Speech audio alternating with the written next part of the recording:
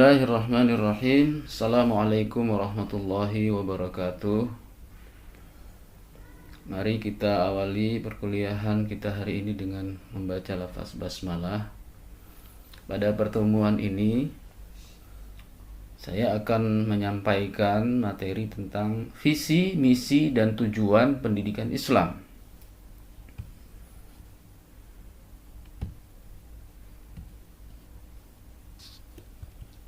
Nah, sebelum kita sampai kepada visi, misi, dan tujuan pendidikan Islam, kita definisikan dulu apa itu pendidikan Islam. Secara umum, pendidikan Islam itu bermakna satu proses sadar, terencana, dan sistematis untuk menumbuh kembangkan potensi individu. Potensi individu di sini bisa jasmani, bisa akal, bisa hati, rohani, menuju terwujudnya manusia paripurna atau insan kamil menurut konsep Islam. Jadi ini pendidikan Islam ya. Jadi pendidikan Islam itu adalah usaha yang dilakukan secara sadar, ya, terencana dan sistematis, ya, untuk menumbuh kembangkan potensi individu menuju terwujudnya insan kamil ya, menurut konsep Islam. Nah, insan kamil itu sendiri apa? Indikator insan kamil itu adalah manusia yang beriman dan bertakwa, berakhlak mulia, cerdas, terampil, sehat jasmani dan rohani, mandiri, kreatif, ya, dan bertanggung jawab. Nah, ini indikator atau kriteria insan kamil itu. Jadi dia tidak hanya cerdas, memiliki ilmu pengetahuan, menguasai iptek gitu ya, tapi juga dia memiliki iman dan takwa serta akhlak yang mulia. Iptek dan imtak. Dan dia memiliki karakter-karakter yang unggul gitu ya. Nah, itu insan kamil. Nah, selanjutnya, visi pendidikan Islam itu apa? Nah, visi itu apa sih? Visi, vision, berasal dari bahasa Inggris vision, itu artinya gambaran ideal masa depan atau cita-cita yang ingin diwujudkan dalam kenyataan. Itulah visi. Visi itu gambar tentang masa depan yang ingin kita wujudkan. Nah, visi pendidikan apa? Gambaran ideal pendidikan yang ingin diwujudkan dalam kehidupan nyata. Dalam konteks ini, visi pendidikan itu sejalan dengan visi kehidupan. Ya. Apa itu visi kehidupan? Ya. Menjadi individu atau pribadi, keluarga, dan masyarakat yang bahagia, sejahtera, sentosa dalam kehidupan di dunia maupun di akhirat. Itulah visi kehidupan. Sehingga visi pendidikan ini sesungguhnya adalah menjadi sarana atau instrumen yang mampu menyiapkan manusia, baik secara individu, keluarga, dan masyarakat, yang bahagia, sejahtera di dunia maupun di akhirat. Jadi dia adalah sarana. Ya, pendidikan itu menjadi sarana. Itulah visi pendidikan. Ya. Gambaran tentang pendidikan. Nah, beda antara visi pendidikan dan visi lembaga pendidikan gitu ya. Kalau visi pendidikan itu sifatnya umum. Kalau lembaga pendidikan itu lebih spesifik ya. Visi lembaga pendidikan tentu tergantung kepada filosofi dan cara pandang pengelola lembaga pendidikan ya. Jadi setiap pengelola atau owner lembaga pendidikan itu punya filosofi sendiri tentang lembaga pendidikannya. Tetapi harusnya visi lembaga pendidikan itu sejalan dengan visi pendidikan, yaitu menjadi sarana untuk mengantarkan, membimbing, ya, mengedukasi peserta didik menjadi manusia yang bahagia dunia akhirat. Nah, ini contoh visi lembaga pendidikan Islam, misalnya menjadi lembaga yang mampu mewujudkan alumni pendidikan yang beriman, bertakwa, berakhlak mulia, unggul dalam prestasi akademik dan mumpuni dalam keahliannya misalnya. Nah, ini contoh. Jadi setiap lembaga pendidikan, mau itu di level SD, SMP, SMA, ya, ibtidaiyah, sanawiyah, aliyah, atau bahkan perguruan tinggi, itu punya visi sendiri. Ya. Misalnya di level lembaga pendidikan tinggi, UIN Raden Fatah itu punya visi. Ya. UIN Raden Fatah Palembang itu visinya adalah menjadi universitas berstandar internasional, berwawasan kebangsaan, dan berkarakter Islami. Nah, ini contoh rumusan visi ya, dari sebuah universitas.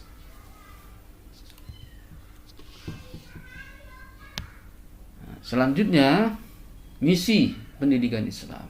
Ya. Apa itu misi? Mission. Ya. Misi itu adalah peran yang harus diemban atau dimainkan agar sebuah visi dapat diwujudkan. Itulah misi. Nah, secara umum misi pendidikan itu adalah mengajar, mendidik, dan membimbing peserta didik agar mampu menyiapkan diri menjadi individu, keluarga, dan masyarakat yang bahagia dunia maupun akhirat. Itulah misi pendidikan. Mengajar, mendidik, dan membimbing peserta didik. Membimbing ke arah mana? Supaya dia bisa menyiapkan diri menjadi individu, keluarga, dan masyarakat yang bahagia dunia akhirat. Hasanah fil dunia, hasanah fil akhirat. Lalu misi pendidikan itu lebih umum sifatnya, tapi ada istilah yang lain, yaitu misi lembaga pendidikan. Lembaga pendidikan. Nah, setiap lembaga pendidikan itu harusnya mengemban misi, 4 misi ya. Yang pertama adalah agen atau media transfer ilmu pengetahuan ya, melalui kegiatan pendidikan dan pembelajaran gitu ya. Nah, itu yang pertama ya. Transfer ilmu dari dosen ke mahasiswa atau dari mahasiswa ke mahasiswa juga bisa ya. Kemudian yang kedua, misi lembaga pendidikan itu adalah agen pembentukan karakter building.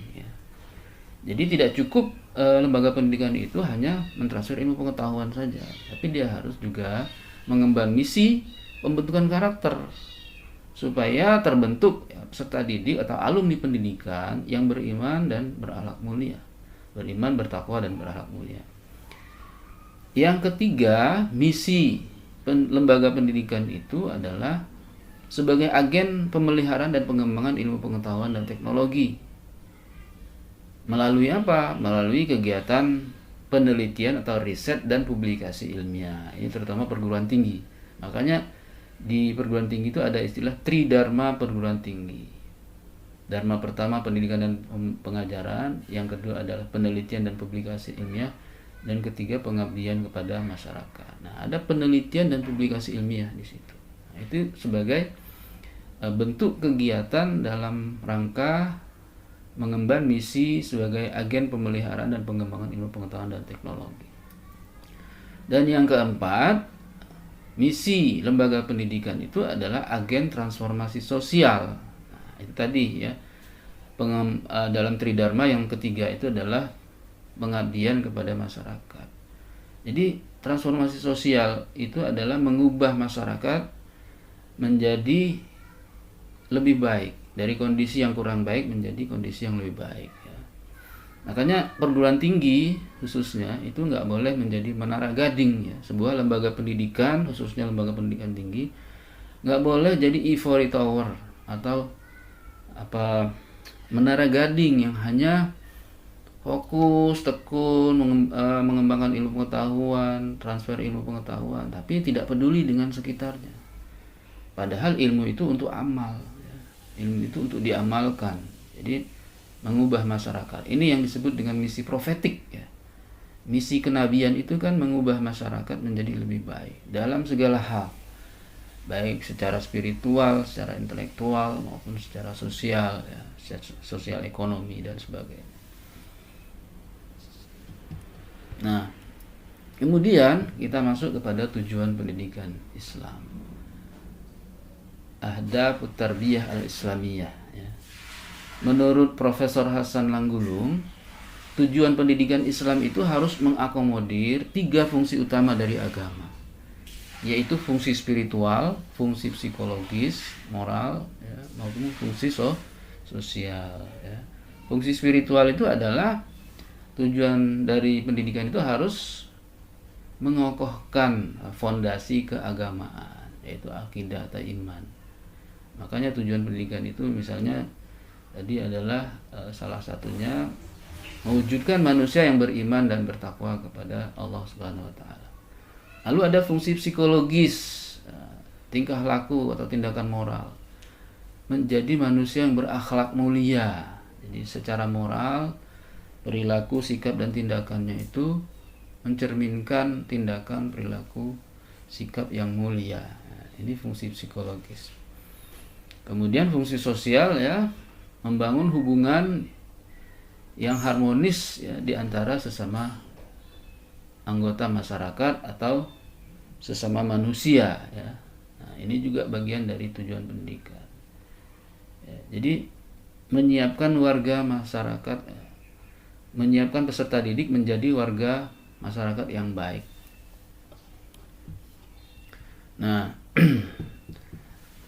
ada masih pandangan Profesor Hasan Langgulung, ya, bahwa tujuan pendidikan itu ada 4 level sebetulnya, ya. Pertama, secara individual tujuan pendidikan itu adalah mewujudkan individu yang soleh, insan kamil tadi, ya, manusia yang paripurna atau insan yang soleh, yang mampu mengemban misi sebagai Abdullah, hamba Allah yang baik, dan khalifatullah fil ard, wakil Allah di muka bumi, ya, sebagai bekal mencapai kebahagiaan dunia dan akhirat. Kita tahu bahwa tujuan hidup kita ini kan wa ma khalaqtul jinna wal insa illa liya'budun, dalam Az-Zariyat 5:6.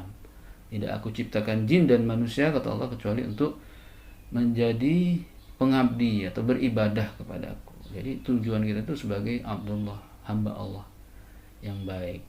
Kemudian selain Abdullah, kita juga mengemban misi sebagai khalifah, khalifatullah fil ard, ya. Dalam surah Al-Baqarah ayat 30 disebutkan, inni ja'ilun fil ardi khalifah. Nah, sesungguhnya aku ingin, kata Allah, aku ingin menjadikan di muka bumi ini seorang khalifah. Khalifah itu pengganti atau wakil, mandataris, ya, mandataris Allah di muka bumi. Nah, insan kamil tadi sudah disebutkan, ya. Insan kamil itu kriterianya adalah manusia yang beriman, bertakwa, berakhlak mulia, cerdas, menguasai sains dan teknologi, memiliki skill yang mumpuni, ya, mandiri, terampil, kemudian sehat jasmani dan rohani, kreatif, dan memiliki tanggung jawab, ya, sebagai individu maupun makhluk sosial dan makhluk Tuhan. Nah, kemudian ini pada level individu, ya. Nah, lalu tujuan pendidikan ada juga di level keluarga, ya, yaitu mewujudkan keluarga yang soleh. Ini ada dasarnya, ya, di dalam Al-Quran, misalnya, ya ayyuhalladzina amanu qu anfusakum wa ahlikum nara. Jagalah, ya, wahai orang-orang yang beriman, kata Allah, jagalah dirimu dan keluargamu dari api neraka. Nah, ahlikum di sini keluarga. Jadi di level pendidikan, di level keluarga, ya, pendidikan itu juga bertujuan membentuk keluarga yang soleh. Ayah, ibu, dan anak-anak yang soleh dan soleha. Kemudian di level masyarakat, ya, tujuan pendidikan itu adalah mewujudkan masyarakat yang soleh. Ya. Ada ayatnya juga di situ, walau anna ahlal qura amanu wattaqau lafatahna alaihim barakatim minas sama'i wal ardh. Jika sekiranya penduduk sebuah negeri, ahlal qura, penduduk sebuah negeri, amanu wattaqau, beriman dan bertakwa. Berarti penduduk negeri beriman bertakwa itulah yang disebut dengan masyarakat yang soleh. La fatahna alaihim barakatim minas sama'i wal ardh, benar-benar akan kami bukakan kepada mereka itu keberkahan dari langit dan dari bumi. Jadi syarat terbukanya berkah dari langit dan dari bumi itu adalah terwujudnya masyarakat yang soleh. Di level yang lebih tinggi, yaitu tujuan pendidikan itu adalah mewujudkan warga dunia yang soleh. Atau dalam bahasa Profesor Hasan Langgeng itu bukan warga dunia yang soleh, tapi persaudaraan sejagat. Nah, dalam istilah saya adalah mewujudkan warga dunia yang soleh. Biar paralel ya. Jadi individu yang soleh, keluarga yang soleh, masyarakat yang soleh, dan warga dunia yang soleh. Nah, ini juga ada dalilnya, wa ma arsalnaka illa rahmatan lil alamin. Tidaklah kami utus engkau wahai Muhammad. Ini perkataan firman Allah kepada Nabi Muhammad SAW, illa rahmatan lil alamin, kecuali untuk rahmat bagi seluruh alam. Nah, jadi tugas lembaga pendidikan itu diantaranya adalah di level dunia ya, itu menyiapkan peserta didik menjadi warga dunia yang baik, warga dunia yang soleh, yang menebarkan rahmat bagi seluruh alam, kedamaian ya, keamanan, ketentraman bagi dunia seisinya ini. Nah, ya suatu saat mungkin di antara kita nanti akan memiliki peran penting ya di level dunia. Entah jadi duta besar ya, entah jadi seorang menteri luar negeri, atau utusan PBB, atau pelajar ya, misalnya pelajar juga bisa, mahasiswa juga bisa ya, menjadi duta perdamaian dan sebagainya. Nah, itu adalah hasil dari gemblengan di lembaga pendidikan. Nah, individu yang saleh itu ya tadi ya, penjelasan tentang individu yang saleh itu tadi. Individu yang baik yaitu pribadi yang mampu mengemban misi sebagai Abdullah dan Khalifatullah fil ardh. Sebagai Abdullah dia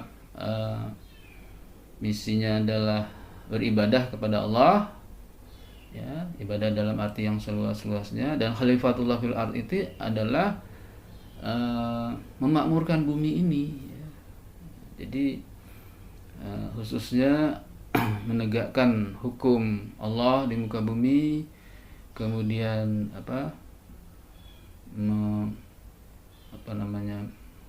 mencegah kezoliman ya, kerusakan di muka bumi dan seterusnya ya.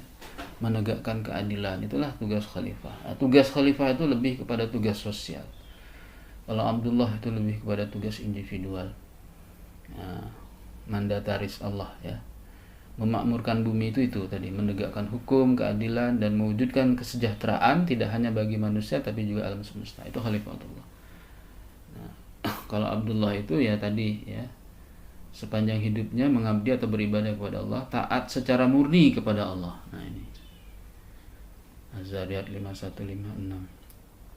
Ibadah itu ada yang ritual, ada yang sosial ya. Peran sebagai khalifah dan Abdullah yang dilaksanakan dengan baik akan membawa kebahagiaan hidup seorang individu baik di dunia maupun di akhirat. Nah, keluarga yang soleh itu unit terkecil dari masyarakat yang terdiri dari ayah, ibu, anak yang selalu taat kepada Allah dan baik kepada sesama makhluk. Ya ayyuhalladzina amanu qu anfusakum wa ahlikum nar.